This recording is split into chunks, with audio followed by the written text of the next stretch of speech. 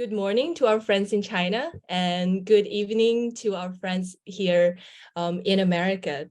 And welcome all to come to our second episode of Sharing from the Heart program.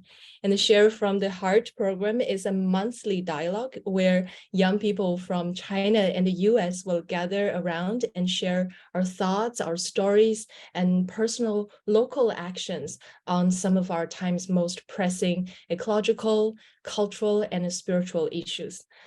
We begin with this series with a vision of building a common ground, really for meaningful communication and constructive collaboration between young people in China and in the US. You know, there's two big major global powers and also climate change actors. And this program is supported by Living Earth Movement, Cobb Institute, and the Institute for Postmodern Development of China. And we're really grateful that their elders of these founding organizations are here with us today. And we hope this series of conversation is not only dialogues between young people, but also growing into intergenerational council where our timeless wisdom, life experiences will engage with smartness, the timely action, if we can, to dive into our most pressing issues of our age. And I'd like to introduce one of our elders today, Mr. John Cobb, who need no much introduction for himself. He's probably the youngest of our whole group. He's 97 years old, and Professor John Cobb is a eco-saint, and his work has been influencing many of us young people in China and here in America. I would like to all of us to say hi to Mr. Cobb, and yeah. Hi, Dr. Cobb. Hi, Dr. Cobb. Hi, Dr. Cobb. We love you. Love you. Thank you so much for having this opportunity and creating this platform for us. And as the youngster here, the sibling here, and all of us, and we have a lot to talk and then also with all of our elders here. So thank you, everyone. And I would also like to introduce today my co-host, my new friends, Jared Morningstar. And Jared is also a writer, a cultural critique, and he has such a vast experience and knowledge about cross-cultural communications. And Jared has been my recent guide for American culture here. So I welcome you, Jared, and I would like you to say hi to us and introduce today's program.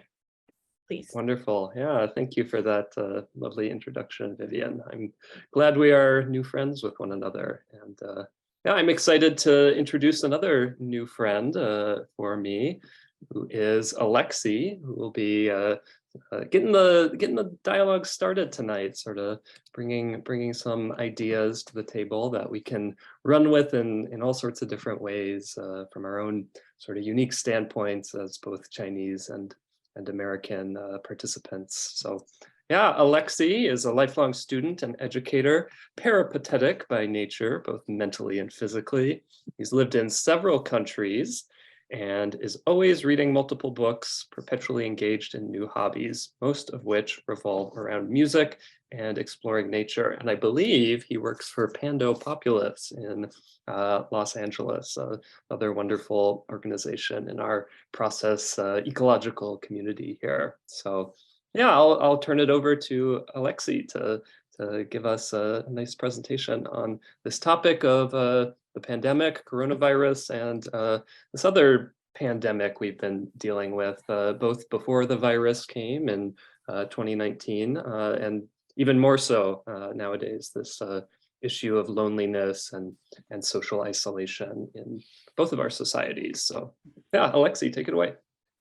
Hi, good to see everyone. I'm very pleasantly surprised, 75 participants. That's really great. A lot of Chinese friends too. 所以先我只要说，我挺感谢你们的参加。我觉得这个话题其实是我们世界上最重要的之一. So it's just for my Chinese friends on the other side of the globe, just saying thank you for joining. I think this topic, of loneliness and isolation is a lot more deeply important than many people care to admit. And especially, with the people here who work on environmental issues, I think, it's touches on pretty much everything. So I think I maybe prepared a little too much. So I'm going to jump right in. And so I'm going to start with a little story. So about 6 months ago, I just moved to Phoenix, Arizona with my fiance. She just started medical school.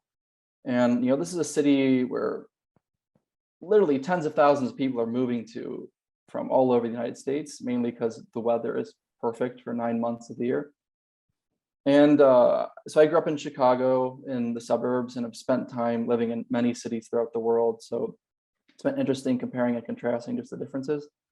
So I'll give you a little, talk about my neighborhood. So my neighborhood, the way Phoenix is generally set up is there's small residential areas, which are probably 1 kilometer by 1 kilometer, half a mile and half a mile in length, which is just houses.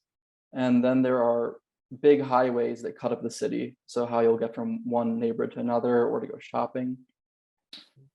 And the first thing I noticed about my neighborhood when I moved here is that it's just incredibly beautiful. There's these really small, quaint homes with really nice landscaping and porches. And pretty much every single night you can see just a spectacular sunset as it goes behind the mountains, which are close by. Now, the thing which may sound very strange to people in China is that this is a city with a metropolitan area of 5 million people. And as I work from home, I go on walks about 3 or 4 times a day, and I can confidently say that I see nobody ever. Maybe one stray pedestrian on the street, but in this residential area of maybe 100 or so homes, most of them have families, I never see anyone. The only things I do see throughout the day are cars and the occasional homeless people, which is another issue entirely. And so it's strange that the only interaction I have with humans, unless I go somewhere, which I try to do as much as possible, are with the dying on the street. And it's a very bizarre thing. And even the neighbors I do see, it's hard to be friendly because many people are closed off.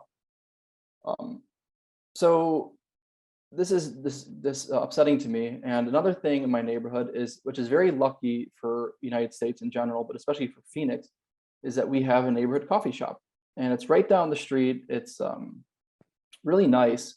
About half the workers are nice, the other half are kind of, they're okay. So I was very excited because when I was living in Chicago last in the neighborhood, there also was a local coffee shop, and this was always full of, I knew all the baristas. It won't go often, maybe once a week, a lot of regulars, and you kind of get to know the neighborhood. But here in Phoenix, what has really caught me by surprise is that the coffee shop is perpetually empty. And it's not because they don't do business. They actually do phenomenal business, but there's only cars in the drive-through lane. And if you're on a lucky day, you might go there on a weekend and there might be 2 or 3 other people who are working on their computers. So it's not really a friendly place to go if you want to just chat, or maybe like me, or you're lonely and you're isolated and you want to go somewhere. So this question I've been asking myself over and over and over again is, where can I go?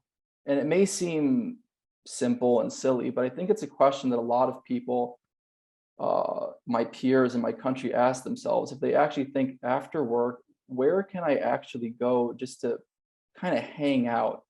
And especially now that everything is getting more expensive, going to bars or coffee shops, it's becoming increasingly not a possibility for many people.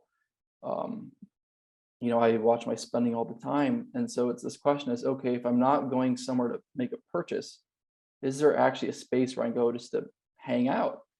And, throughout a lot of my travels, in China too, there's perpetually a night market somewhere, and you can just sort of walk around and just be around people. And there's something nice to that. And I know that a lot of immigrants, I know young immigrants who've come to America that I've talked to, one of their perennial complaints is that our country is phenomenally boring, mainly because there's just nothing to do.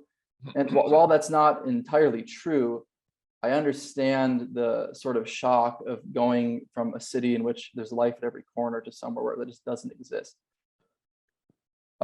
So this is kind of, the framing. And to start off, I kind of want to talk about, general American city design and American culture that I think leads to this. And I'm going to pop an image in the chat because I don't think that many people are familiar with this term. It's called a strode, which is a combination of the word road and street. And these are a very common feature throughout all American cities. It's kind of a combination of a highway and a shopping place. So as you can see in this photo, there's shops all along down the sides of this highway, but landscape is mostly dominated by cars.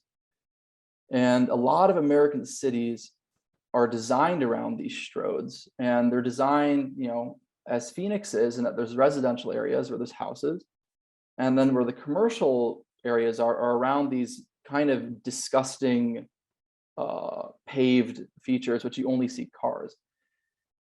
And as you can tell from this photo, a lot of American city design was not designed for people. They were designed for cars. They were designed for private property. And this is very much in line with a lot of American culture, where, we stay in our homes, our houses, our castle. And there is a general, and I think this has gotten a lot worse over the pandemic, this fear of leaving your bubble. There's a fear of the homeless. There's a fear of, unfortunately, getting shot at public events.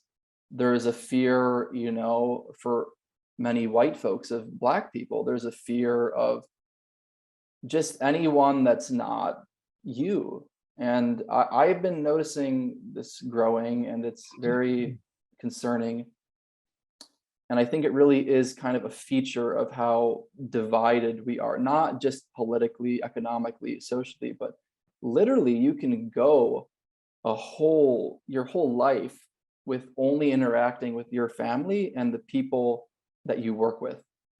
And so there are these extremely real divisions that are present in our society just via how our cities are designed, and that you never really have to interact with anyone in a meaningful way that doesn't have, isn't doing something for you, isn't, bagging your groceries or serving you a meal or is at your work.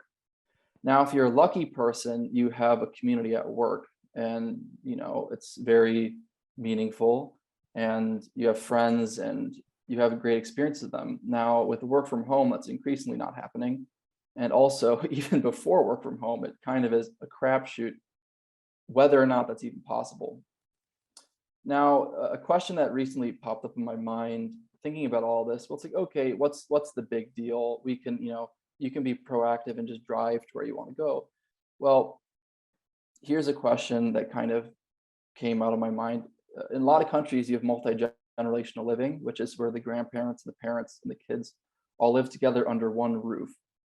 Now, I would make the argument that one of the reasons why this seems so undoable in the United States is frankly because we don't have a public infrastructure for you to leave your house and have a life. The whole life occurs inside of your home, and it's not like in other world cities where you walk out the front door and suddenly you can meet a friend, or there's a local coffee shop and the guy selling fruit. So there puts a lot of pressure on having this very curated home life, and I think it means that we end up giving up a lot, because it's hard to have everything in your home. You kind of want to be a bear and just have your own stuff the way it is. So a question that I'm going to be posing questions throughout sort of this talk is, what are we really giving up for our security and our comfort? Because I think a lot of the times now we think about all the positives that come away with increased material wealth, increased ability to purchase things, but with everything there's a trade-off. And really I'm thinking more, what are we giving up with all this security and comfort and this ability to purchase large amounts of land, big homes? And it seems that we're losing a lot of our humanity. And so the next thing I want to talk about, which is I think a natural extension of this, is the idea of built versus natural communities. So when I say a built community, I mean, let's say a book club or a language group. Let's say you come together to practice Spanish, or you come together to discuss nonfiction, or you play music together. And whereas a natural community is more so just what's going on outside your front door. You walk out and it could be, the fruit stand, it could be just the foot traffic, it could be with China, the night market, the streets just have this life to them and this motion. And one thing which I think illustrates how lacking we are in these in the United States. So I was fortunate enough last spring to go to Argentina.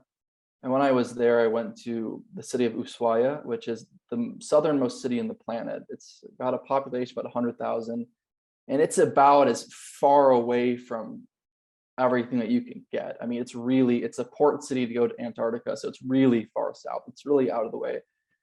And something that really caught my eye and blew my mind about being in Ushuaia was noticing that this small city at the end of the world of 100,000 people has more foot traffic, has more people in its parks, has more kids outside just running around, has more just this sense of natural community than my home city of Chicago, which is centrally located, one of the most famous cities in the world. It's got a population of 3 million.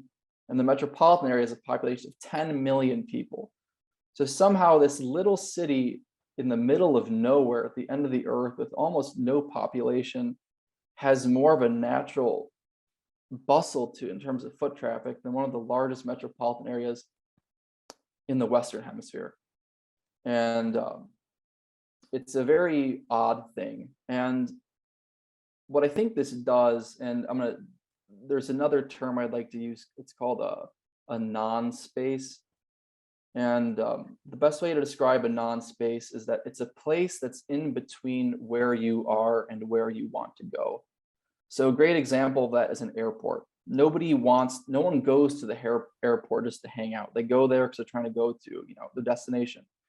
Nobody goes to a hospital to hang out. They go there and they want to leave. So these are sort of places which people don't want to be. It's almost an inconvenience to your daily life.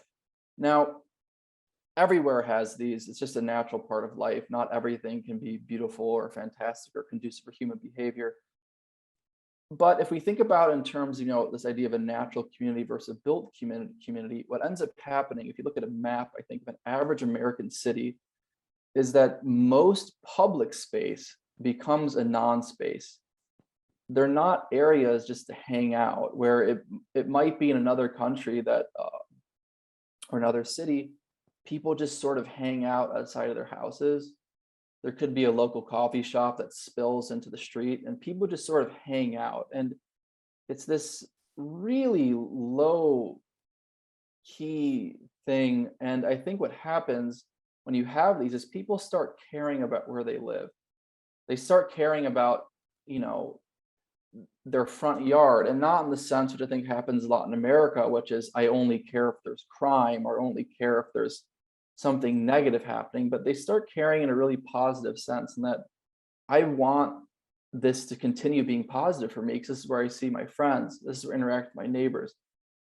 And if you kind of take this and expand it even more to the general American way of being, one thing that's really surprising, America is generally described as the capitalist country in the world.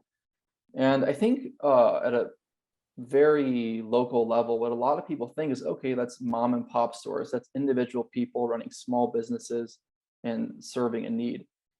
And then you have, on the other hand, China, which in most of the public imagination is this oppressive, authoritarian, communist command economy where, the state runs everything. But the weird thing, at least for my time there, just spent a good amount of time in China, is that most of the businesses I interact with on a daily basis were all owned and run by families or people who are really invested. Now contrast that to what's going on here, and let's say the coffee shop in my neighborhood. The employees are not the owners. They're all getting paid terrible wages.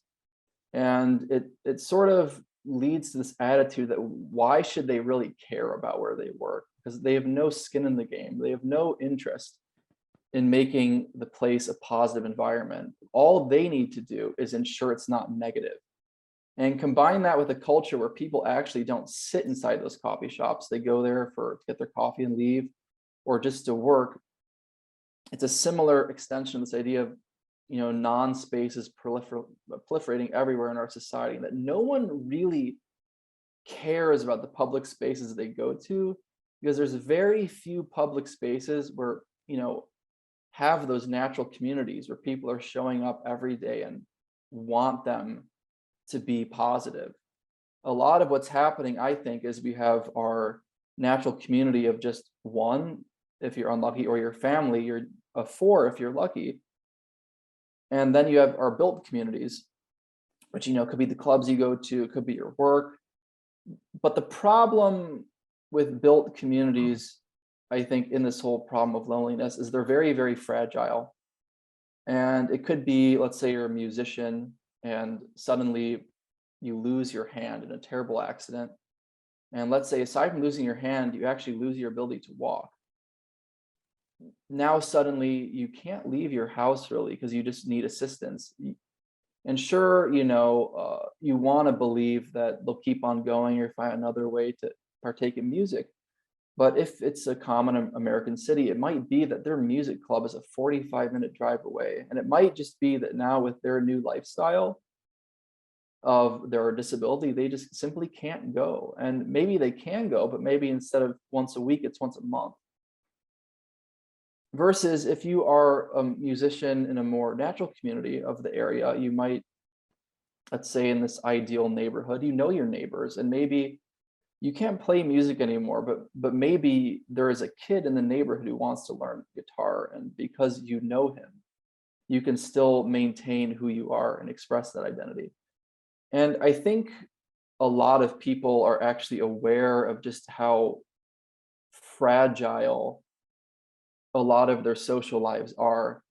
And, I think it takes something as significant as COVID that occurred, and a lot of us realized, even now, the effects, it's hard. And one thing that blew my mind, and it's kind of funny that during the COVID years, and it's still going on, but when the lockdowns were really present in America, everyone was just complaining, I can't do this, I can't do that, it's so unfortunate, why can't we hang out?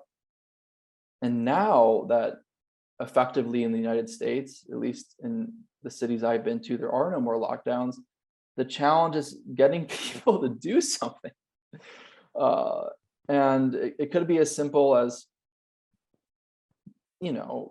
getting a coffee, grabbing a beer, or just going for a walk. And it really has made me realize just how unfortunate, it's really unfortunate to say this, but it's really hard to depend on people who aren't just naturally around, because oftentimes, especially with busy lives, orchestrating a hangout ends up seeming like work, because you have to compare schedules, figure out where to go. Chances are they live 20 to 30 minutes away, and you have to coordinate if they have a car, if they don't have a car. And the point is just, I find when we have our communities that are not present where we are, or we don't care about our immediate surroundings, it really becomes very fragile. So I ask myself, I've been thinking lately, because I tend to be a grass is always greener person, and I'm trying to change that. But I ask, what do I really want? Because I often fantasize, what if I could move to Europe, or if I could go back to the days when I was a student in China, for instance. Well, I say to myself, I want people to talk to, basically. I want friends and family within driving distance. I want fresh food, a walkable city, and affordable housing. Very simple.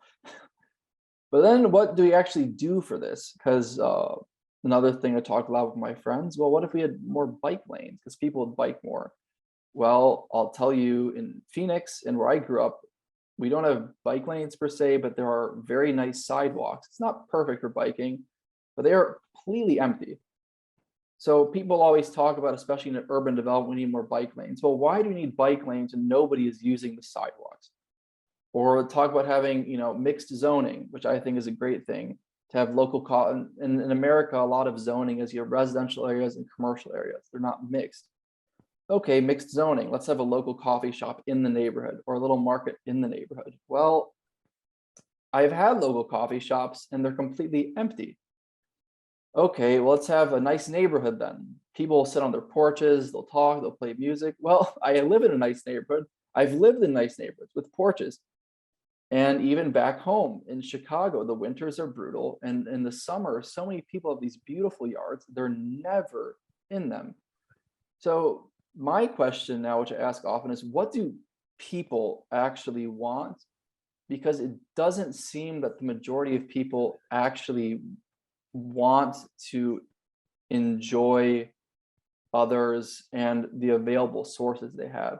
I think especially in educated circles, a lot of people want to complain about American cities, don't want to complain about American culture. Oh, we don't have this. If only we had that then. But what I'm seeing now is actually we have a lot of stuff to have really perfect and nice areas, but it just doesn't seem like people necessarily want this. And so the next question, and this kind of comes to, the thing I think we all need to think about moving forward, because it's not an American problem, this is a global problem, is what I call, the idea of a facsimile replacing life. And if people don't know this word, a facsimile is just a copy. It's, instead of a painting you buy from Amazon, you buy from Amazon $15 print of it. So you don't have the real thing. We have something that is like the real thing. So if you don't have $2 million to spend on a famous work of art, you still can appreciate it for $30 at your house. Now, what does this have to do with isolation and loneliness and just global problems in general? Well, I think what we're seeing right now as technology gets better and better is that facsimiles are actually becoming so realistic and so good that they are fulfilling people's needs. And it doesn't mean they're fulfilling them in a nice way. It's like if you eat McDonald's, you will be full, but it's not healthy. But I think they're filling people's needs to such an extent that loneliness and isolation doesn't feel as important as it is. And I think you can see this in many ways. I think the biggest ones that come to my mind, pornography. Why do you need to find a sexual partner when you can just engage the activity by yourself online in a very, if not healthy, a very stimulating way? Or what I call American veganism. I think veganism is eating less meat and animal products is a very noble goal because it's objectively better for the planet and healthier. But what we're seeing, what I see, at least in the public discourse, isn't really a discussion on American diets. You'll see, the Impossible Burger or fake sausage or fake cheese. And then, when you take this with social movements, people are, I think, settling now, not for real change, but for the ability to utilize real experience to fortify their own, virtual representation of who they are online. So they're creating an online avatar of someone who is for social change, but in reality, that's not really happening. And that's, I think, very prominent in the whole George Floyd protests. That's a whole other topic to get into. And so the question is, for me, because I used to think that a lot of people were living in a world of delusion, but I don't know if this actually is delusion. It seems like as we have better ways to approximate real life through our technology, and in America, we already have an infrastructure and culture that de-emphasizes the importance of most geographical space as what I'd call a non-space. What happens? Because it seems like right now what's happening is people are very lonely and sad. We have the tools to fix it, but no one is doing it. And it's very hard to break out of that. And, you know, if we take this from an ecological perspective, a lot of people want to save the trees, save the rainforest, save the mountains. And that's a beautiful end goal, but I pose the question, you know, the mountains, the forest doesn't actually exist. These are concepts we've created. What does exist in the forest is, you know, millions and millions of organisms existing side by side. And, you know, from this perspective, can we actually save the forest if we as people don't really have a real need to care about those individual organisms, but rather we just feel this need to care about the concept of them? And I think the same thing applies with loneliness or friendship. And it's a very troubling question, because in my mind, technology is only getting more immersive and better. And while there are many really beautiful things along with that, I think, you know, the continued creation of an artificial world is a lot of true negative effects towards us. And one thing which is scary is that, you know, it seems like what we have left are these built communities in America, because there's very few natural ones. What's happening now is a lot of those are moving online. And the question is, how much can we abstract our biological needs of being with other people? And it's a very tricky thing. And not to talk too much longer, because I think I'm already over time, I'd like to end just with something that may seem out of left field, but the Amish. A lot of people view the Amish as these recluses, hyper conservative, sexist, you know, kind of almost totalitarian people, and how intensely religious and how many rules they have. Well, something that's really interesting that the Amish do is they have an extremely high degree of intentionality in how they keep their communities together. They don't ban cars because they think they're evil. They ban cars because the reasoning is, if we have cars, our communities will get too spread out. They don't ban washing machines because the devil is inside of the washing machine. They ban washing machines because they value the act of cleaning up with their family after dinner as a family activity.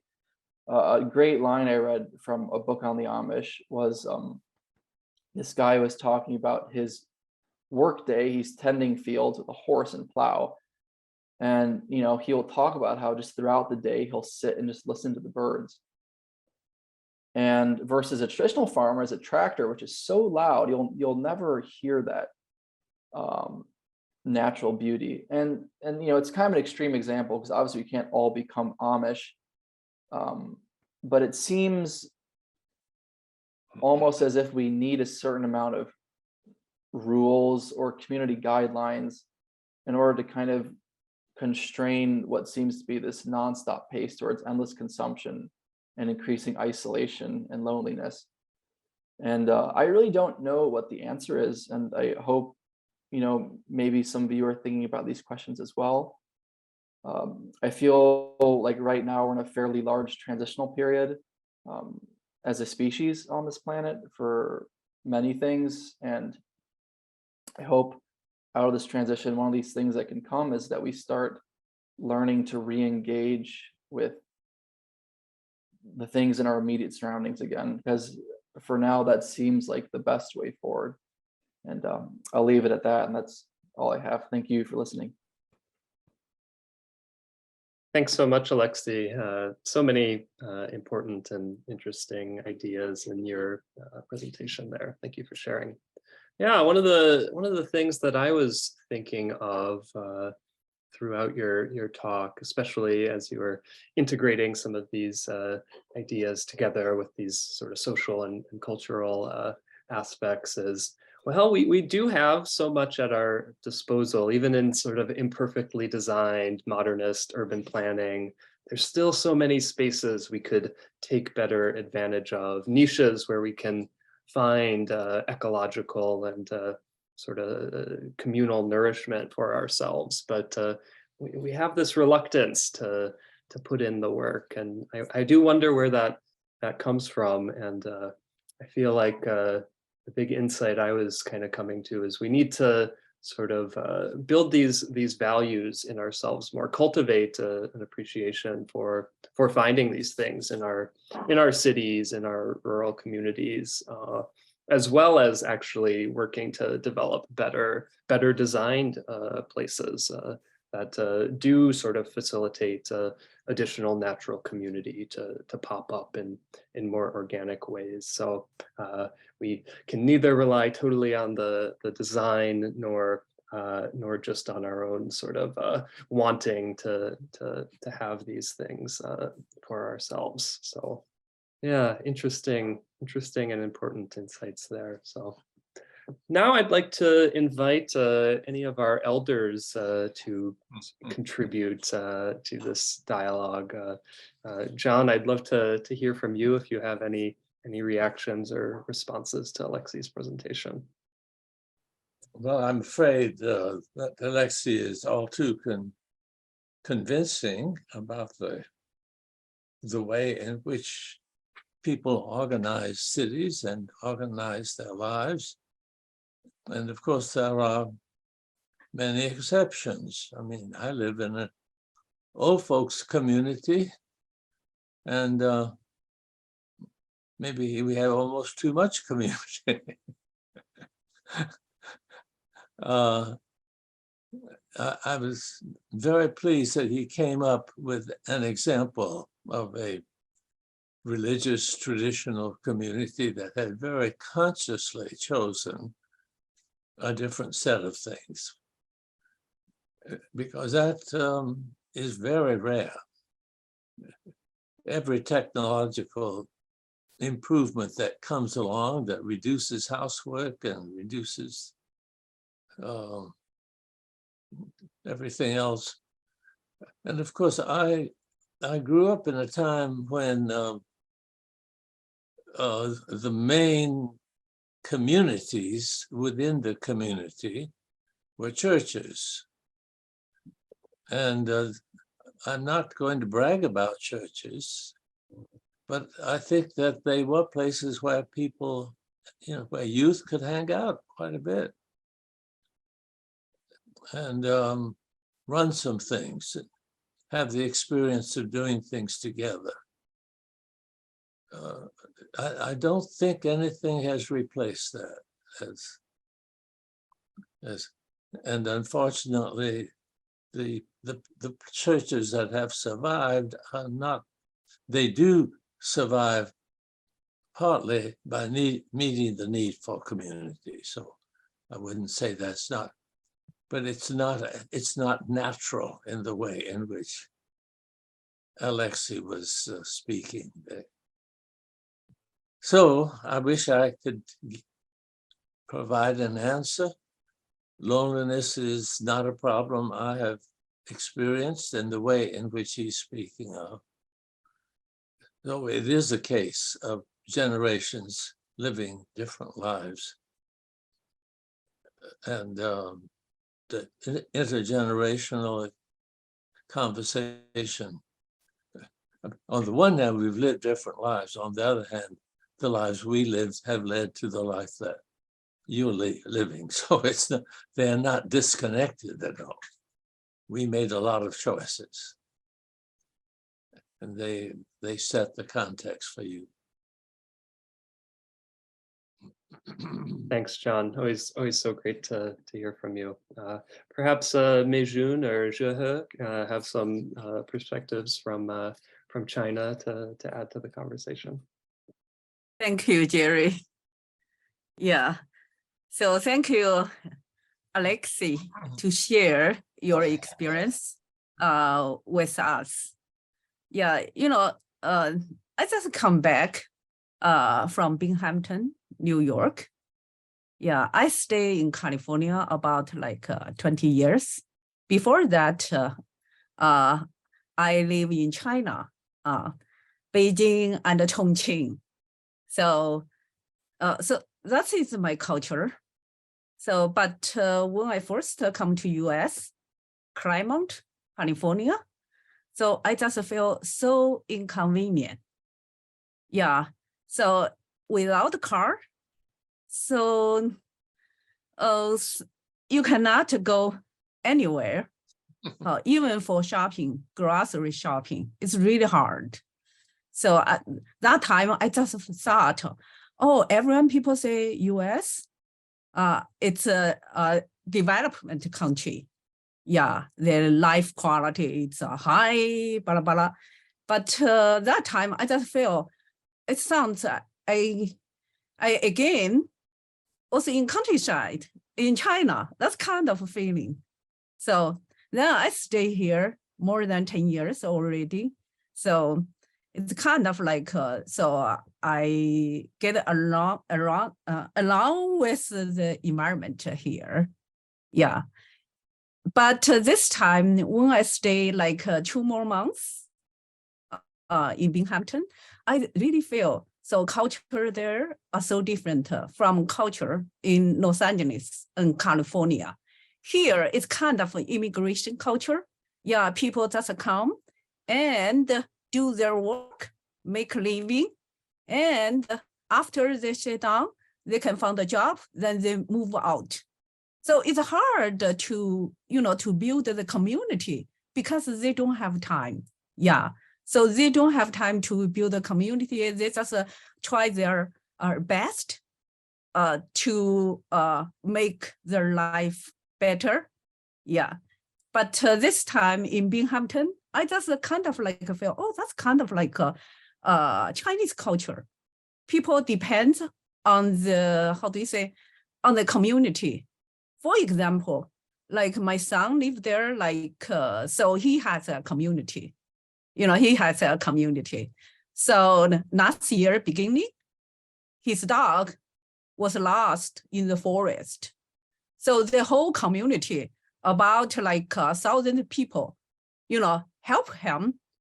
They put the information, they share information on Facebook, on some other website. So 1 week later, so they found it.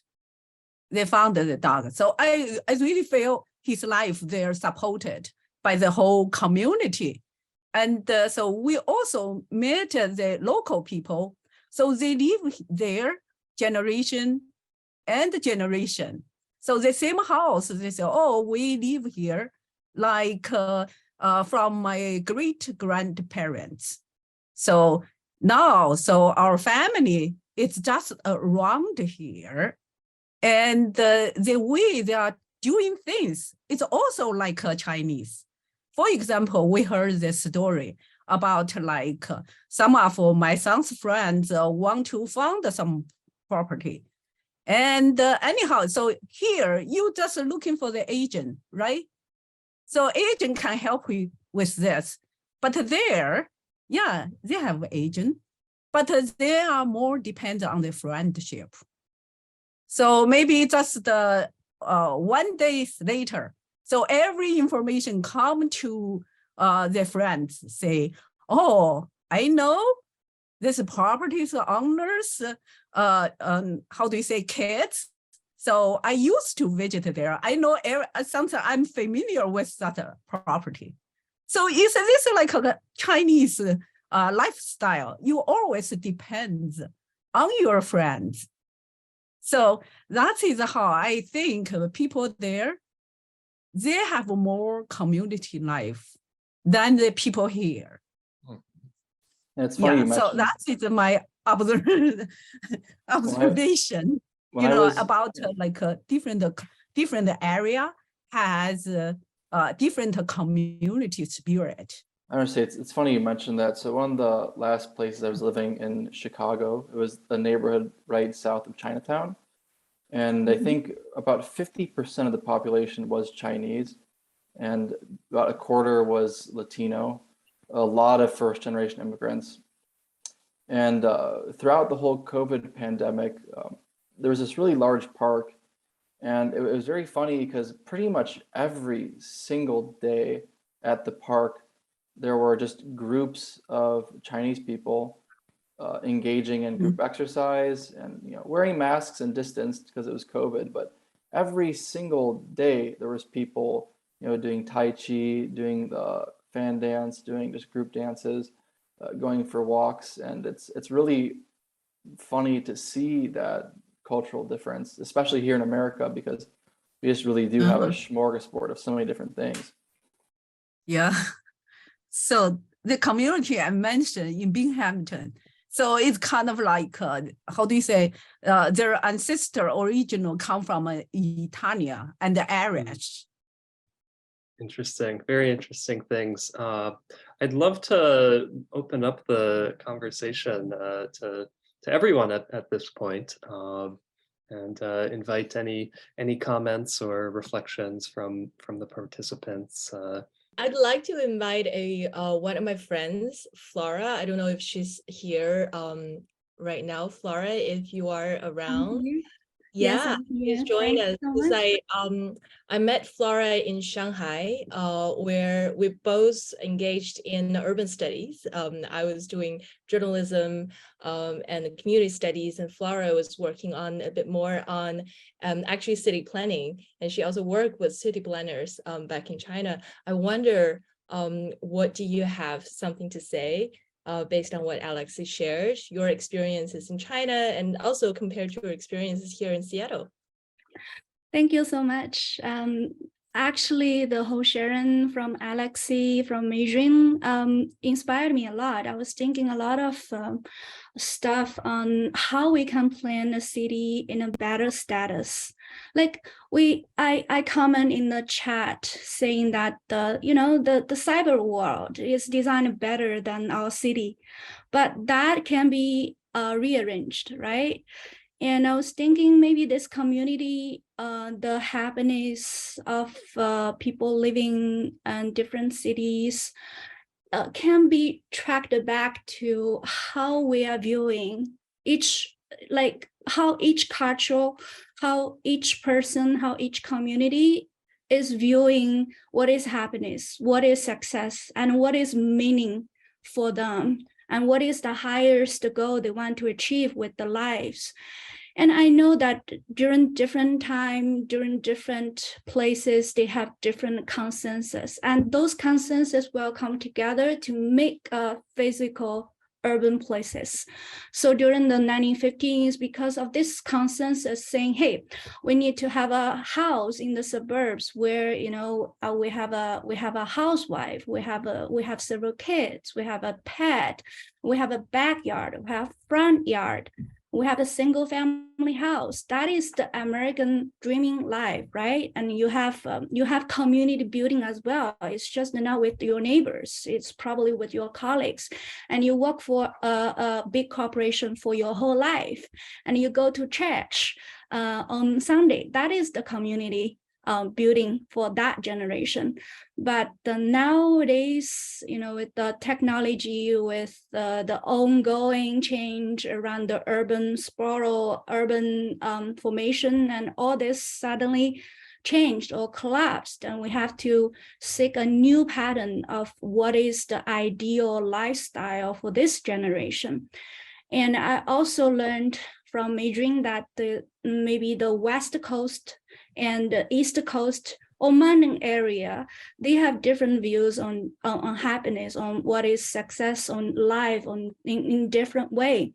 And that how, they are the forces to shape what the city is.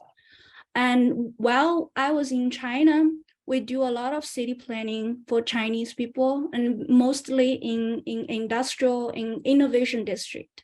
We design cities that can stimulate innovation between different organizations, between talents.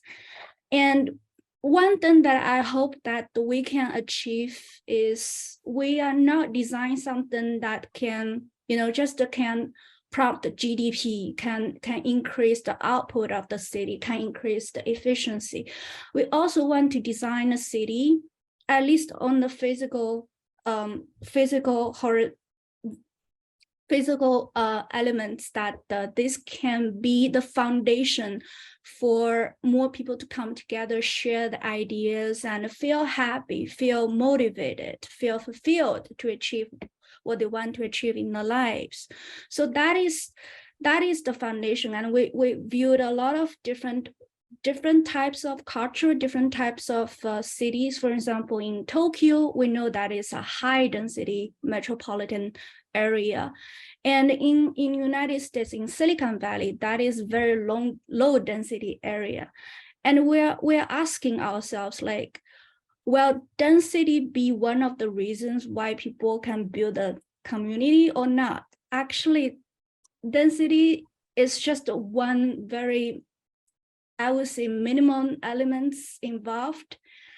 And the most important part is the people, how people in this community can show love and show care to each other.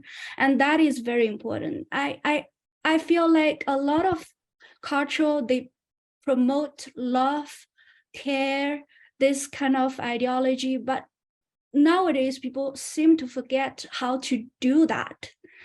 And I was really interested in two things, like in Chinese society, how we can rebuild care and love. How can we re-show this gesture in our community? And number two is that how can we do the same like in American community building? And for American people, especially the young generation, what is the consensus of American dream for this generation? So yeah, I want to open up the floor and seek for more input on these topics, just to further this conversation a little bit more. Yeah, thank you so much for sharing your expertise as city planning and these elements. I'd like to invite Wen to contribute now, and we'd love to hear her perspective, and then perhaps we can go to Zhen Baojin after that.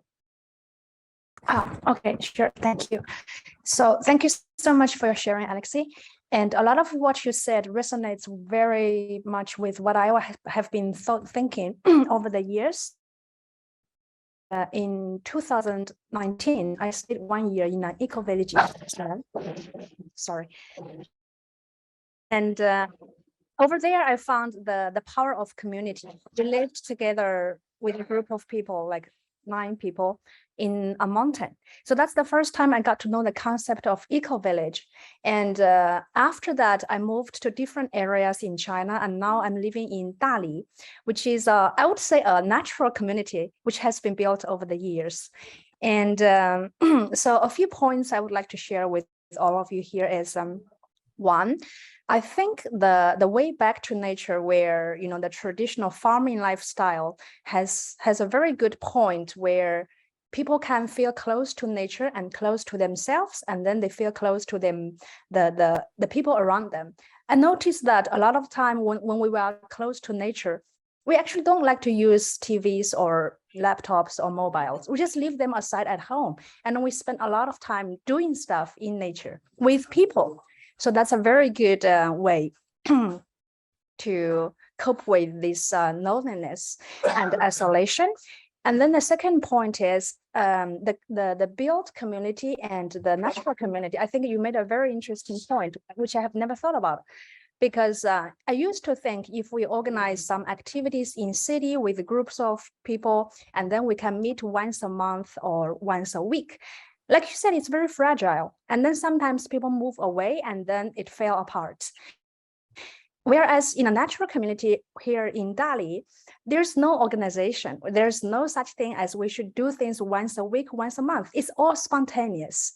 So let's say a coffee shop or even local store. If there are people who go there frequently, and then naturally there's a community. So I have my favorite coffee shop in Dali. It's called Yiduo.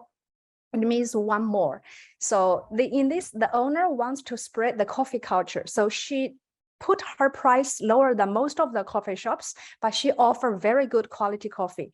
So people go there, and a lot of artists like singers, guitar playlists, and even people who are freelancer go with their laptops. So I would go there for a whole afternoon with my laptop, and then I would hear people singing and sometimes even dancing near the street outside the coffee shop. So it's like a natural community where you don't know what's happening, what's going on there every day, but I'm sure there's something and someone will be there.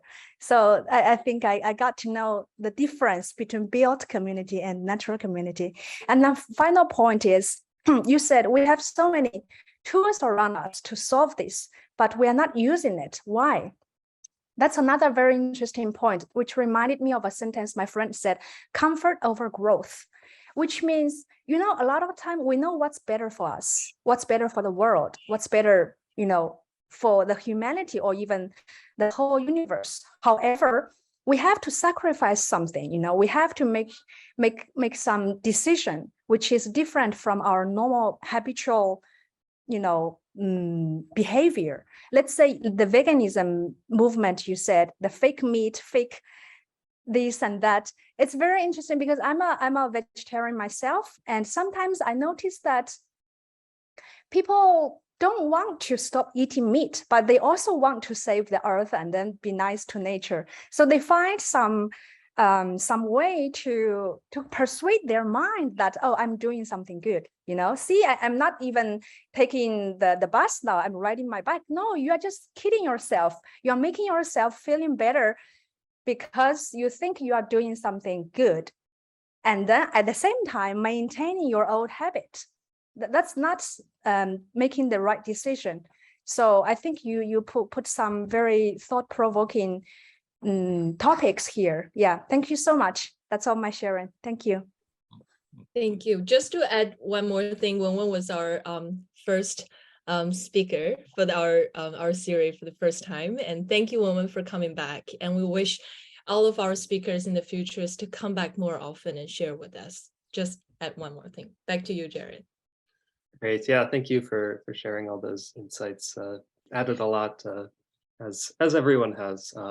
But I see we are running low on our official program time here, so I think it'd be best to close down and then shift to our casual chat. So Zhen Bao, we can get to you shortly, and the others who have their hands up as well. So yeah, I'd love to send a heartfelt thank you to Alexi as our featured presenter this evening. Thank you for your preparation and all your wisdom you shared this evening. And thanks also to our elders, John Cobb, all the folks with the Living Earth Movement and the Cobb Institute and the Institute for Postmodern Development of China. Thank you for all your resources and support for putting on this event. I will be putting links to our organizations in the chat so you can follow up and see other things that we are all doing. But I'd also like to give an open invitation to any of the young people on this call. If you would like to help out and get more involved in helping to create these events, they will be once a month going forward. And currently Vivian and I are the steering committee, sort of leadership team taking charge of getting this offering together. But there's much to do and much more that we could do with a few additional hands. So I will be putting my email in the chat, and if you're interested in collaborating and lending a hand, we would love to have you, and please reach out. Vivian, anything else you can think of before we close out the official program?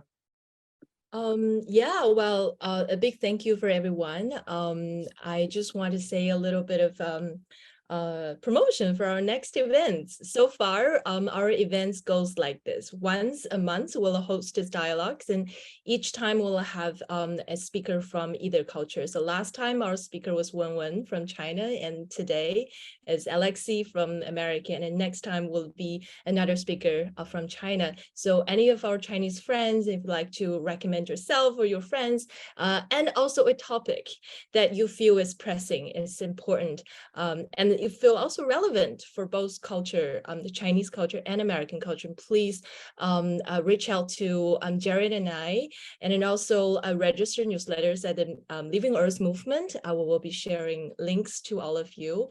And with that, I think, yeah, well, thank you so much for, this is our recorded part. and we will go into our free chat, the after programs. Great. Yes. And for all of you who need to go at the hour mark, thank you for participating, and we'd love to have you back again next time. Take care.